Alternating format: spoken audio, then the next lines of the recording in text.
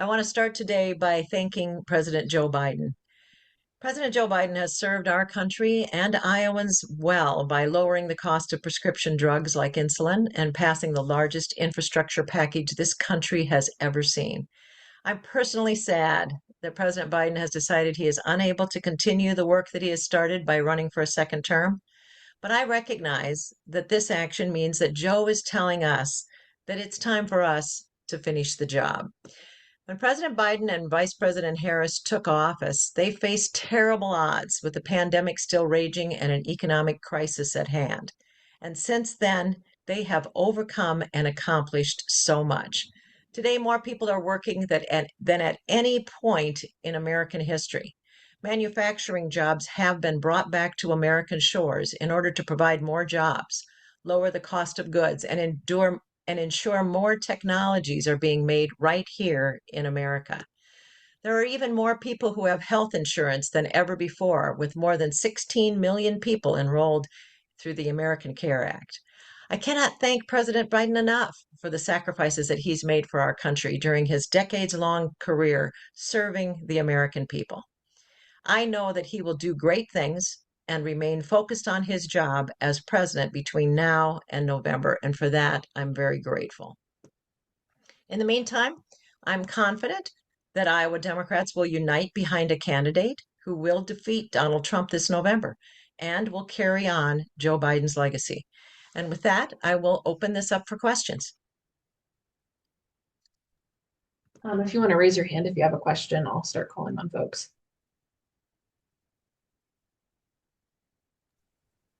Okay, Amanda, go ahead. Thanks for making time for this press conference. My question for you is first, what's your reaction to Biden endorsing Kamala Harris, and what, if any, will be your message to the Iowa Democrats that are serving as delegates to the DMV? Yeah, so I appreciate that question, Amanda. And yeah, President Biden's endorsement obviously means a great deal. It means that his willingness to put his legacy into Kamala Harris's hands speaks volumes. It speaks volumes about her competency, her experience that she has gained as vice president, and so that means a great deal.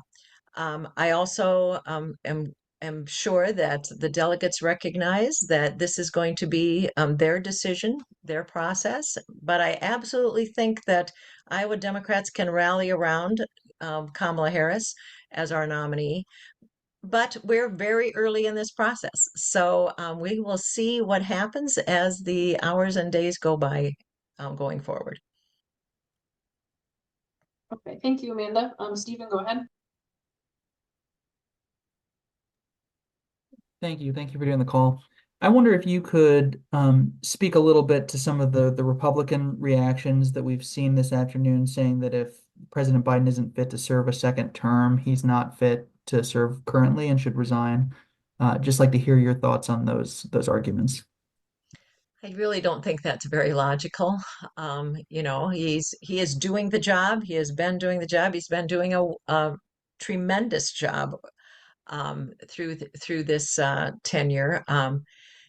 Running for office, though, running for the next 4 years is another question, right? I mean, as we look forward to what things are going to be like 4 years from now, that's what you have to take into consideration when you decide whether you're going to run for an office or not. And so I would reject that logic.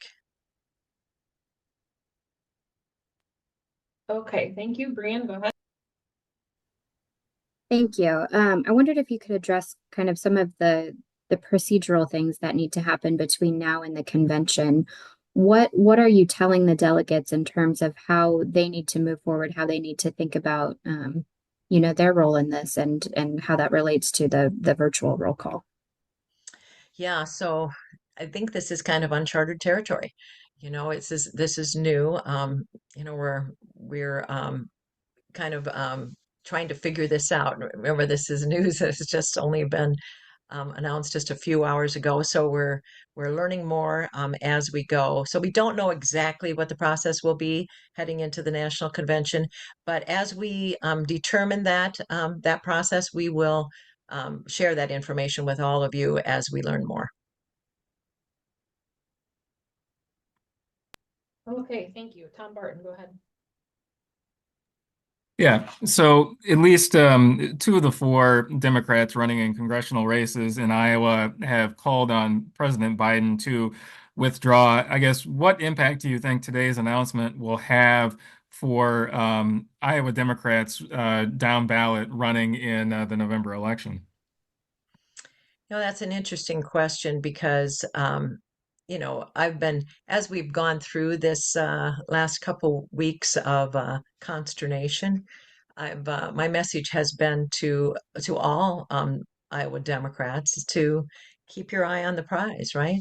That this is a very important election for the state of Iowa. We've got great candidates running in these congressional districts. We have terrific candidates running for the state house, for the state senate. We've got terrific candidates running for our local offices, supervisors, etc.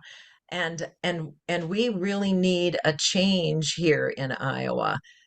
It's very clear that people are not happy with the direction that Iowa is taking, that they don't agree that public dollars should be spent on private families being able to send their children to private schools.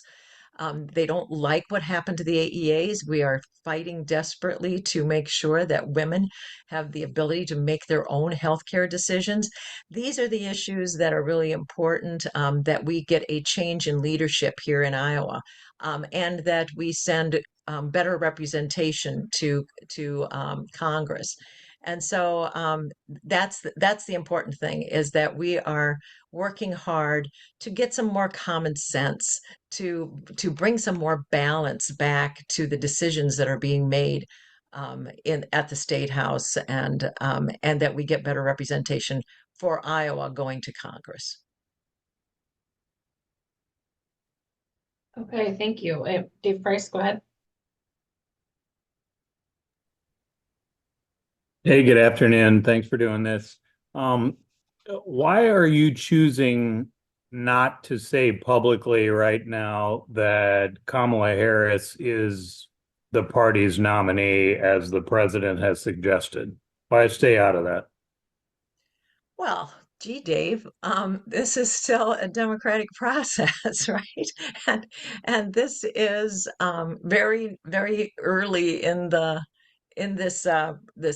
this democratic process. And so, um, I have I'm very confident. I'm going to say that I believe that President Biden's endorsement really matters, and that Kamala Harris is very qualified, and that we should make sure that people know that she has the experience, and he would not endorse her otherwise. So, but and I fully believe that Iowans will respond, and that our delegates will respond. But it's so early. I'm not going to. I need to. I haven't even talked to our delegates, so it's early in the process. Okay, thank you. Zach Fisher, go ahead. Yeah, hey, thanks for taking the time. I just didn't know if how much you guys were anticipating this since the debate several weeks ago, if there was any anticipation with this at all. And then I guess to tag along with that, with the decision now, do you view this as better or worse for Iowa Democrats seeking congressional seats? A lot of talk at the national level was the fear of the president sinking tickets all across the country here. So, just your opinion on that. Well, again, I would say that we did not. First of all, I know that people think that I have some connections with folks, but I I did not have an inside track on this decision, and so I think I found out things just like everybody else did today, and so so so very unclear. I think it's been very unclear exactly what was going to happen. And so it was just as much of a surprise to me today as it was to everyone else. And I think that's where I'm not going to weigh in on what's best because we still got to let this sink in, and there's a lot of process questions to figure out, and we will learn more and make more judgments as a little more time passes. Okay, thank you. Jordan, go ahead. I thank you for taking this. What do you make of the timing of President Biden's decision to drop out of the race, given that this is after the primary? And what will it take for the Democrats at the upcoming national convention to come together and rally around their nominee, whether that's Kamala Harris or whoever they decide to represent them, seemingly this late into the election process? Yeah, well, that all that remains to be seen, Jordan. I think that we have every opportunity to rally around and get united and and go together on the decision making here. But there's we've got to live through it. We've got to actually walk through this process, and so not not easy to predict what might happen, but we certainly, I think we can be very confident that Democrats understand what's at stake in this election, and they are very determined that Donald Trump is not going to be back in the Oval Office. And that's what's going to drive us in these decisions as we work through this process. Okay, thank you. Alex, go ahead. Yeah, thanks. So since Iowa doesn't have a Democratic contingency in Congress, who's representing Iowa voters on the national stage? Well, that is another good question. We don't have a congressional representative that is on the Democratic side, and but we have Democrats that are running for office. We have myself as the chair of the party. And we've got a lot of dedicated Iowans here who want to make sure that their voices are heard and that Donald Trump doesn't make it back into the Oval Office. So we're all going to do our part. Okay, great. Thank you. This is going to have to be last question. And I'll go ahead and give that back to Brianne. Thank you. I just wanted to be really clear about what Iowa's delegates are able to do now that Joe Biden has stepped aside. Are they free to cast their vote for whomever they'd like? And then I also want to make sure that you see Kay Henderson's question in the chat about ballot access issues in Iowa. So again, I'm just, this is my first time going through this kind of a process as well.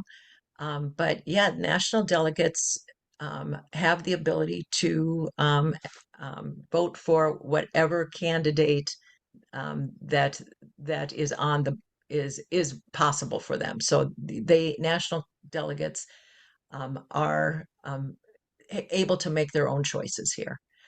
I see the questions in the chat. What is the timeline? That remains to be seen. So as we learn more, we will let you know. Are there ballot access issues in Iowa? There's no changes there that I know of. And as a DNC member, what do you plan to recommend regarding an electronic roll call before? Again, that would be a decision by the Rules Committee, and we will see how that conversation progresses as we learn more about the process going forward.